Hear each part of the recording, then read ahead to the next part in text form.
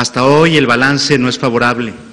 México no ha experimentado un cambio significativo y objetivo hacia un mayor respeto y vigencia de los derechos humanos. Tampoco se ha logrado fortalecer sustantivamente nuestro Estado democrático de derecho, ni se ha modificado positivamente el entorno que, cuando se inició su mandato, ya enfrentaban de manera cotidiana millones de mexicanas y mexicanos, caracterizado por los binomios inseguridad y violencia, impunidad y corrupción, desigualdad y pobreza. Las repercusiones que este entorno ha generado para México y su sociedad trascienden las afectaciones económicas de quienes han sufrido daños en su patrimonio o han tenido que realizar gastos adicionales para buscar por sí mismos la protección y garantía que las autoridades no les pueden brindar. El dolor y el sufrimiento derivado de miles de personas que han sido privadas de la vida, que han sido lesionadas en hechos de violencia, que se encuentran desaparecidas, que se han visto forzadas a desplazarse de sus lugares de origen por la inseguridad o que han sido víctimas de algún delito, es algo que no se puede cuantificar ni reparar. Son saldos de dolor e impunidad que no han disminuido durante este periodo. El miedo a los alcances de la violencia subsiste y ha generado desesperanza entre la sociedad, distanciamiento hacia las instituciones y desconfianza en las autoridades. Tan solo por citar un ejemplo, con base en las cifras del Secretariado Ejecutivo del Sistema Nacional de Seguridad Pública, en 2012 se habrían registrado 21.459 carpetas de investigación por homicidio doloso, mientras que en 2017 esta cifra habría ascendido a 25.340, la más alta registrada en los últimos 20 años. Estos datos nos indican que el número real de personas privadas de la vida podría ser mayor. En días pasados, usted señaló que sería ingenuo y negligente pretender que el Estado renunciara a su utilización. Es cierto, tanto como que los hechos han demostrado también que sería un error suponer que solo el uso de la fuerza, por legítimo que éste sea, deba ser la única respuesta del Estado ante la violencia y la inseguridad que se enfrenta. Si la violencia se combate solo con violencia, se está apostando al uso de la fuerza sobre la atención de las causas que la propician y generan, y se está alejando la creación de una ciudadanía responsable con una sólida cultura de legalidad y los derechos humanos. La violencia ha demostrado ser una inversión muy poco redituable que tiene un costo altísimo para todas las personas. El Programa Nacional de Prevención Social de la Violencia y la Delincuencia, PRONAPRED, dejó de recibir recursos públicos de manera específica a partir de 2017. Las recomendaciones emitidas por este organismo nacional, si bien fueron prácticamente aceptadas en su totalidad, presentan deficiencias y demoras considerables en su cumplimiento, pero es mi deber informar a usted y a la opinión pública que esta instrucción no fue atendida en sus términos.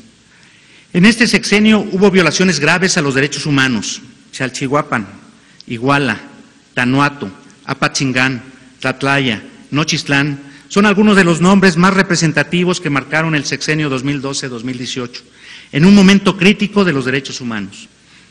En lo relativo a la investigación del caso Iguala, al concluir 2017, solo 9 de los 57 puntos propuestos habían sido completamente atendidos. 36 se encontraban en vías de atención y 12 no habían sido atendidos, lo cual refleja la complejidad, pero también la falta de una voluntad real y compromiso para llegar precisamente al esclarecimiento del asunto. Un solo caso debe movilizarnos a actuar para que el mismo sea sancionado y se prevenga su repetición.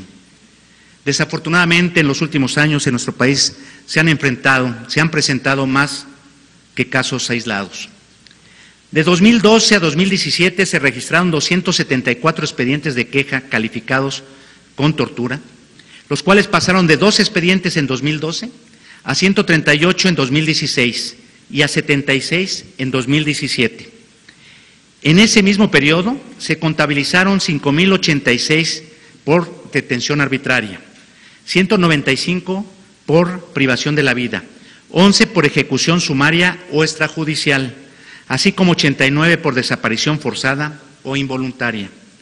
De poco sirve que este organismo nacional ponga en evidencia y denuncie la existencia de diversas problemáticas vinculadas al ámbito de los derechos humanos si la respuesta por parte de las autoridades no llega con la oportunidad y pertinencia debidas. Del mismo modo, se enfatizó la necesidad de revisar los mecanismos de alerta de violencia de género en contra de las mujeres, así como de la protección a periodistas y defensores de los derechos humanos. Debo decir que aquí lamentamos la pérdida de la vida del presidente de la Comisión Estatal de Derechos Humanos de Baja California. En el caso de los periodistas, el escenario no es más alentador. En los 6 años previos al inicio de su gestión, se habrían registrado en México 52 homicidios de periodistas. A 8 meses de que exista un nuevo titular del Poder Ejecutivo, ya se han registrado un número igual de periodistas asesinados que en el sexenio anterior, elevando la cifra de los periodistas privados de la vida en 12 años a 104. A 104 casos que en su mayoría siguen en la impunidad.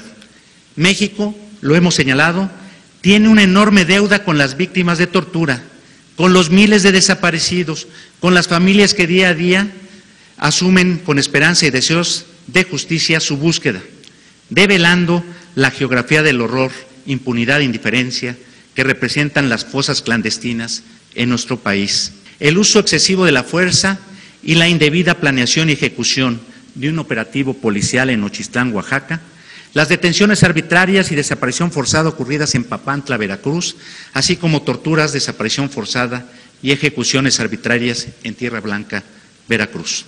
Diversas problemáticas vinculadas a los derechos humanos de nuestro país, tales como la desaparición de personas y fosas clandestinas en México, personas mayores en centros penitenciarios de la República Mexicana, adolescentes, vulnerabilidad y violencia, y los desafíos de la migración y los albergues como oasis, basados en la Encuesta Nacional de Personas Migrantes, y también el de desplazamiento forzado interno. Un dato que resulta relevante señalar es que durante la administración a su cargo, México no ha ratificado ningún instrumento internacional vinculado al campo de los derechos humanos, ni retirado aún algunas reservas de las que forman parte de nuestro sistema jurídico mexicano.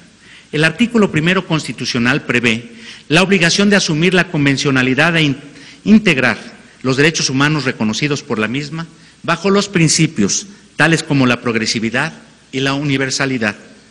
Ojalá en estos meses que restan a su mandato, señor presidente, el Estado mexicano pudiera actuar en este ámbito y reconocer, entre otras cosas, la competencia del Comité contra la Desaparición Forzada de la Organización de las Naciones Unidas para recibir casos individuales en los que se considere que el Estado ha vulnerado los derechos humanos.